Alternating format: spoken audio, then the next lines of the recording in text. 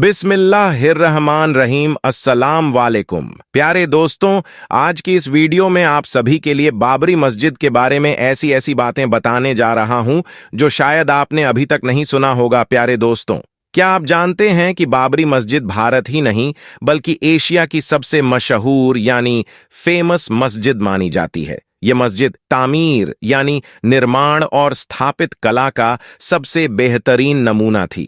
इसे भारत का इस्लामी द्वारा भी कहा जाता था।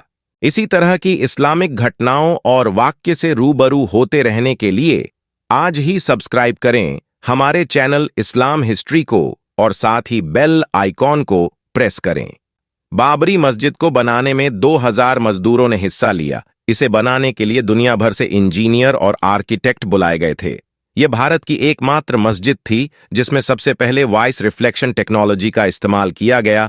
बाबरी मस्जिद का निर्माण 1528 ईस्वी में बाबर के सेनापति मीर बाकी ने करवा था। यह 16वीं सदी में बनी उत्तर प्रदेश की सबसे बड़ी मस्जिद थी। बाबरी मस्जिद इस्लामी वास्तुकला का सबसे बेहतरीन नमूना थी। इस मस्जिद को बनाने के लिए जिन ईंटों का आविष्कार किया गया वह आज पूरे भारत में इस्तेमाल की जाती है। आपको यह जानकर शायद हैरानी हो कि बाबरी मस्जिद कभी अयोध्या की सबसे ऊंची इमारत में से एक थी। एक समय इसमें पहुंचने के लिए बड़ी बड़ी सीढ़ियों का सहारा लेना पड़ता था।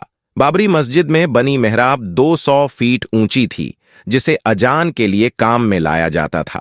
बाबरी मस्जिद भारत की अकेली मस्जिद थी जिसमें वॉइस रिफ्लेक्शन टेक्नोलॉजी का इस्तेमाल किया गया। बाबरी मस्जिद को इस तरह से डिजाइन किया गया था कि अगर कोई इसके गुंबद के नीचे खड़े होकर बोलना तो उसकी आवाज पूरी बाबरी मस्जिद में सुनाई पड़ती। यह अयोध्या की सबसे बड़ी जामा मस्जिद थी। 3 गुंबदों पर बनी बाबरी मस्जिद में एक कुआं भी मौजूद था जिसे शिफा वाला कुआं कहा जाता था। यह कुआं बाबरी मस्जिद के शहीद होने से पहले तक पानी देता रहा। 19वीं सदी तक इस वजू करने के लिए इस्तेमाल किया जाता था। बाबर ने बाबरी मस्जिद को बनवाया तो लेकिन उसे देखना कभी अयोध्या नहीं आ पाया। बाबरी मस्जिद की तामीर पूरा होते ही उसकी मौत हो गई। कहा जाता है कि बाबर अयोध्या को मुगल सल्तनत का सबसे ताकतवर केंद्र बनाना चाहता था। यही वजह है कि उसने पूरी ताकत लगाकर अवध रियासत को मुगल सल्तनत का हिस्सा बना दिया। अयोध्या को पहचान दिलाने में बाबरी मस्जिद का बड़ा किरदार रहा। यह निर्माण और स्थापत्य कला का सबसे बेहतरीन नमूना थी। इसके डिजाइन और स्ट्रक्चर को बाद में ताजमहल में इस्तेमाल किया गया। बहुत कम लोग जानते हैं कि बाबरी मस्जिद का निर्माण एक पहाड़ी पर किया गया था। यह पहाड़ी बाढ़ से बचने के लिए अवध प्रांत की सबसे सुरक्षित जगह थी। आपको यह जानकर शायद हैरानी होगी कि तुलसीदास ने अयोध्या में बैठकर ही रामचरितमानस लिखी, लेकिन उन्होंने किसी मंदिर को गिरकर मस्जिद बनाने का जिक्र नहीं किया और न ही इतिहास की किताबों में इसका कोई ठोस सबूत मिलता है। जज से लेकर सरकारों ने कई बार बाबरी मस्जिद को मुसलमान का धर्म स्थल बताते हुए ऐतिहासिक फैसले दिए। 1949 में सिविल जज ने बाबरी मस्जिद को मुसलमान की मुलाकात बताते हुए कहा कि इस पर मुसलमान का हक है और यह एक मस्जिद है जिसका निर्माण बाबर ने करवाया था। बहुत कम लोग जानते हैं कि बाबरी मस्जिद में जिस दिन मूर्तियां रखी गई वह जुम्मे का दिन था। इसी विवाद के बाद फैजाबाद कोर्ट ने मस्जिद में ताला लगा दिया। जिस वक्त बाबरी मस्जिद के साथ यह सब हो रहा था उस वक्त कांग्रेस की सरकार थी। नेहरू ने इस विवाद को सुलझाने के लिए तत्कालीन सीएम गोविंद बल्लभ पंत को आदेश दिए, लेकिन उन्होंने नजरअंदाज कर दिया। 1986 में राजीव गांधी ने मस्जिद के कपाट फिर खोल दिए और उसी वक्त राम मंदिर आंदोलन की शुरुआत हो गई। आडवाणी की रथ यात्रा ने सब कुछ बदल दिया।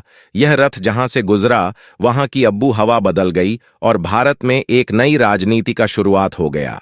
6 दिसंबर 1992 में अयोध्या में कार सेवक का ऐलान हुआ और फिर चंद लम्हों में 2 लाख कार सेवकों ने बाबर की बनाई इस मस्जिद को धूल में मिला दिया।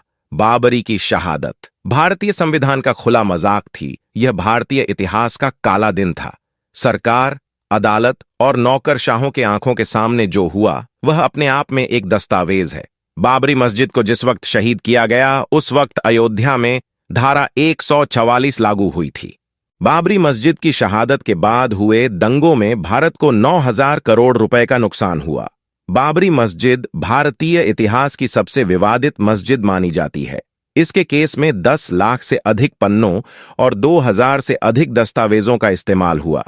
बाबरी मस्जिद की शहादत के जिम्मेदार लोगों पर केस दर्ज करने में सीबीआई को 1 साल लग गए। सीबीआई ने 49 लोगों पर केस दर्ज किया, जिसमें सारे लोग भारी हो गए और इस तरफ बाबरी मस्जिद को किसने शहीद किया, यह आज तक किसी को पता नहीं चला। 30 दिसंबर 2010 को इलाहाबाद हाईकोर्ट ने बाबरी मस्जिद पर फैसला सुनाया और उसे 3 हिस्सों में बांट दिया। मामला सुप्रीम कोर्ट पहुंचा तो उसे जगह पर मंदिर बनाने का आदेश दे दिया गया। हालांकि सुप्रीम कोर्ट ने माना कि मस्जिद को शहीद करना गैर कानूनी था और ऐसा करने वाले सभी लोग अपराधी थे। मुसलमान ने देश हित में सुप्रीम कोर्ट द्वारा दिए गए इस फैसले को कबूल भी कर लिया और दूसरी जगह 5 एकड़ जमीन लेने पर राजी भी हो गए। हालांकि कई मुस्लिम संगठनों ने इसकी पुरजोर मुखालिफत यानी विरोध की थी।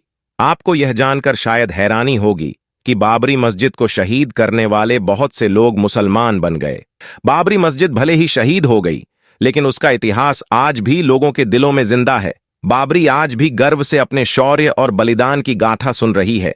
अगर एक मुसलमान होने के नाते आपको गर्व महसूस हुआ हो तो इस वीडियो को लाइक और शेयर जरूर करें। और साथ ही साथ दोस्तों, आप लोगों को एक बात और मैं कहना चाहूंगा कि जिसे जानना हर मुसलमान के लिए जरूरी है और इसके ऊपर अमल करना हर मुसलमान के लिए बहुत ही ज्यादा जरूरी है। मेरे प्यारे मुसलमान भाइयों, हम बाबरी मस्जिद करते रहते हैं, लेकिन हमारे जो मोहल्ले के अंदर जो मस्जिद है वह वीरान हो रही है। कभी उसके बारे में सोचा नहीं सोचा, क्योंकि प्यारे दोस्तों, हमारे पास वक्त ही नहीं और हमें चाहिए बाबरी मस्जिद। मेरे प्यारे मुसलमान भाइयों, अल्लाह के वास्ते पहले अपने मोहल्ले के मस्जिदों को आबाद करो। अगर देखे हैं हम अपनी मस्जिदों को जाकर तो 1 से 2, 2 से 4, 4 से 5 सफ़े मिलती है। लेकिन दोस्तों, होना क्या चाहिए था? नमाज तो यकीनन हर मुसलमान पर फर्ज है। 2 टाइम की भी नमाज यकीनन माफ नहीं है, लेकिन बावजूद इसके कि जो हमारे मोहल्ले के मस्जिद होती है वह 5 टाइम वीरान रहती है। 1 या 2 सफ़े ही नजर आती है। लेकिन प्यारे दोस्तों, जुम्मे के दिन तो पूरी मस्जिद भरी हुई नजर आती है और यहां तक कि जो बाहर के रास्ते होते हैं वह भी जाम नजर आते हैं। जो तादाद जुम्मे के दिन रहती है, वही तादाद अगर जुम्मे की नमाज पढ़ने के साथ साथ रोजाना 5 वक्त के नमाज पढ़ने के लिए होती तो प्यार दोस्तों, बाबरी मस्जिद शायद शाहिद ही नहीं होती। क्योंकि मेरे दोस्तों, बाबरी मस्जिद में जो आखिरी नमाज पढ़ी गई थी वह 1949 में पढ़ी गई और तब से लेकर 1992 तक कोई नमाज नहीं पढ़ी गई। मेरे प्यारे मुसलमान भाइयों, अल्लाह का हम पर अजाब ही है कि हमने अपनी मस्जिदों को वीरान कर दिया। हम अपनी मस्जिदों के अंदर नमाज की अदायगी नहीं करते हैं और मुंह पर हमारे सिर्फ बाबरी मस्जिद लगा रहता है। क्या हमारे बाबरी मस्जिद कहने से अल्लाह राजी हो जाएगा? हरगिज नहीं। क्योंकि मेरे प्यारे दोस्तों, अल्लाह तभी राजी होगा जब हम अल्लाह को राजी करेंगे और अल्लाह को राजी करने के लिए हमें 5 वक्त की नमाज को अदा करना बहुत जरूरी है। ऐसे में राम मंदिर में राम लल्ला प्राण प्रतिष्ठा हो चुकी है। खुद पीएम नरेंद्र मोदी अनुष्ठान में शामिल होने के लिए अयोध्या पहुंचे। लेकिन क्या आप जानते हैं कि इसी इलाके में 3 और बाबरी मस्जिद हैं? अयोध्या में बाबरकाल की 3 मस्जिदों में एक मस्जिद बेगम बालरस तो राम मंदिर से कुछ ही दूर पर है, वहीं दूसरी मस्जिद बेगम बलराजपुर दर्शन नगर इलाके में है। बाबरकाल की तीसरी मस्जिद मस्जिद मुमताज शाह लखनऊ से अयोध्या के रास्ते पर मुमताज नगर में है। ये तीनों मस्जिदें विवादित बाबरी मस्जिद से काफी छोटी हैं। हालांकि इनमें काफी समानताएं हैं। तीनों ही मस्जिदों में एक भी मीनार नहीं है। वहीं तीनों में बाबरी मस्जिद की ही तरह एक बड़ा और 2 छोटे गुंबद हैं। सिर्फ एक मस्जिद ही बची है, अच्छी हालत में अयोध्या में बनी। तीनों बाबरी मस्जिदों में 2 की हालत काफी खस्ता हो चुकी है। केवल मुमताज नगर की मस्जिद ही अच्छी हालत में खड़ी है। स्थानीय हिंदू और मुस्लिम परिवारों का मानना है कि मस्जिद मुमताज शाह विवादित बाबरी मस्जिद के दौर की ही है।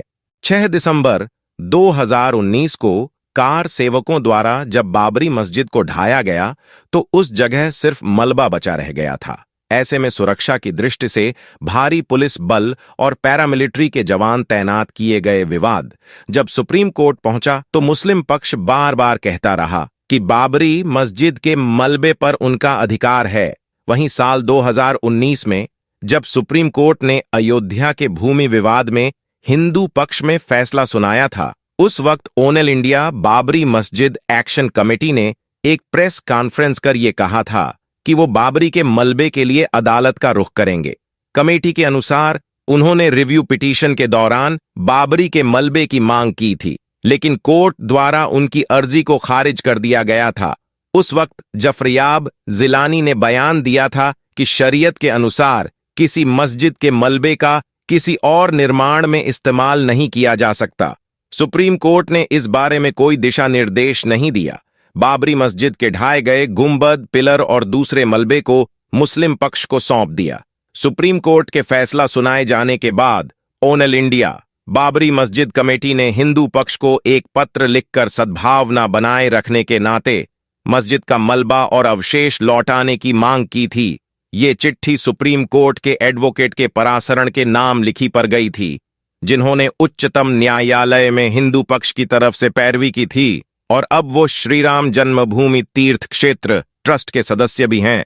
हालांकि जब इस मलबे के बारे में श्री राम जन्मभूमि तीर्थ क्षेत्र ट्रस्ट के महासचिव चंपत राय से पूछा गया तो क्विंट से हुई बातचीत में उन्होंने बताया था, कौन जाने 28 साल बाद क्या हुआ, किसको पता। लोकतंत्र में हर किसी को अपनी बात और मांग रखने का अधिकार है। जब तक मामला कोर्ट में था तब तक हमारा इस पर ध्यान था। अब हमारे लिए यह विषय समाप्त हो गया है और हम आगे बढ़ रहे हैं। तो प्यारे दोस्तों, आज की इस वीडियो में बस इतना ही। अगर यह वीडियो आपको अच्छी लगी हो, वीडियो पसंद आई हो, तो वीडियो को लाइक करें, शेयर करें और अगर आपने अभी तक हमारे YouTube चैनल को सब्सक्राइब नहीं किया है तो सब्सक्राइब कर लें और साथ ही में लगे बेल नोटिफिकेशन पर भी जरूर से जरूर क्लिक कर दें।